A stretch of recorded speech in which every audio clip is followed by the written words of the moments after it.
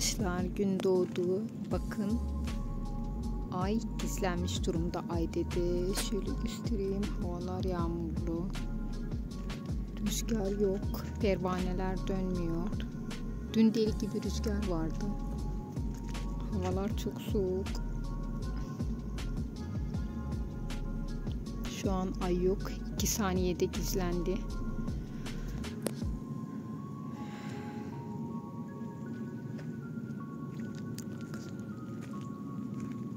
Güneş daha doğmadı. Bakın.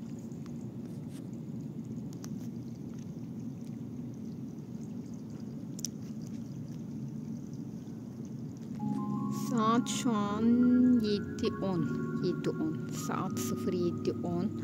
Güneş daha doğmadı. Şuradan görebilirsiniz. Şuradan doğacak kendisi.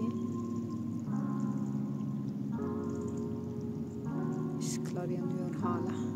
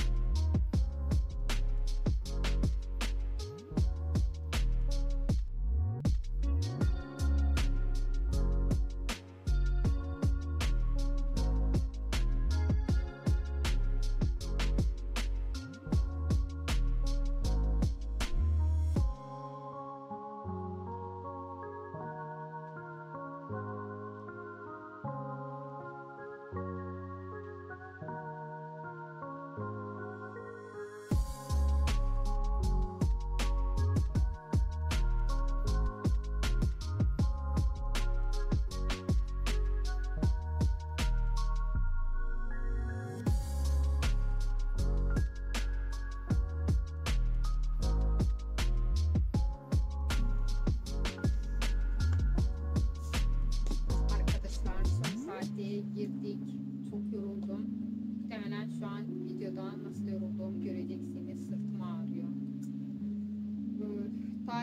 Tarihte ilerlemeye çalışıyorum. Aynı anda 3 tane kaynaktan gidiyorum aslında. Hem hocayı dinliyorum. Burası farklı bir kaynak burası ve son olarak benim notlarım. Tekrar yaptığım ve kendi notlarımdan bakacağım. Sırtım çok ağrıyor. Nefes alırken bile zorlanıyorum. Son bir saat kaldı. Bunu çektikten sonra tabii çalışmam bitmiyor. Bir tane vlog çekmiştim. Onu editlemem lazım. Ama tarihte ilerlemem gerektiği için bir de coğrafyada da öyle. O editi. Yani tüm başladım. Buldu kaldı öyle. Su alayım. Başlamadan önce. Hadi daha.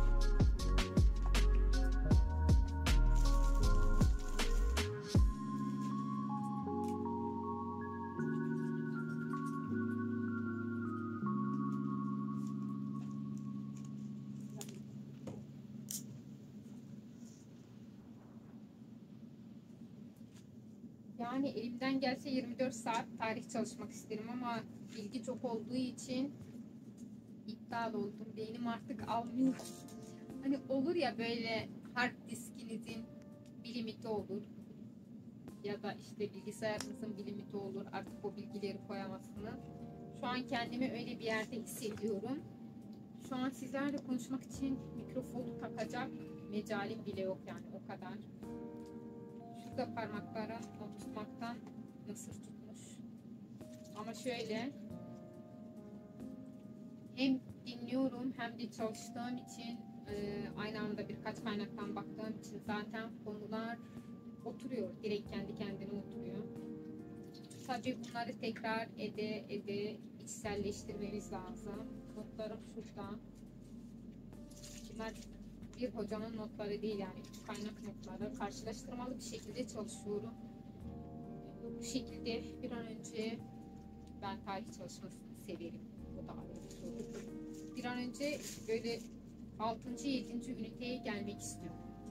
Yani her şeyi böyle bilerek, öğrenmiş olarak, sorularını çözmüş olarak.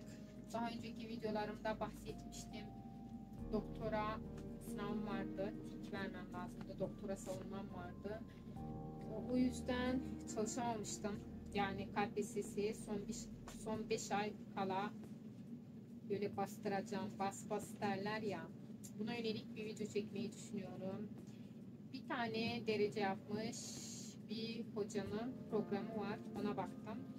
O programı uygulamaya çalışıyorum aslında. Kendisi sadece tarih için vermiş ama ben bütün sözel dersler için uygulamaya çalışacağım.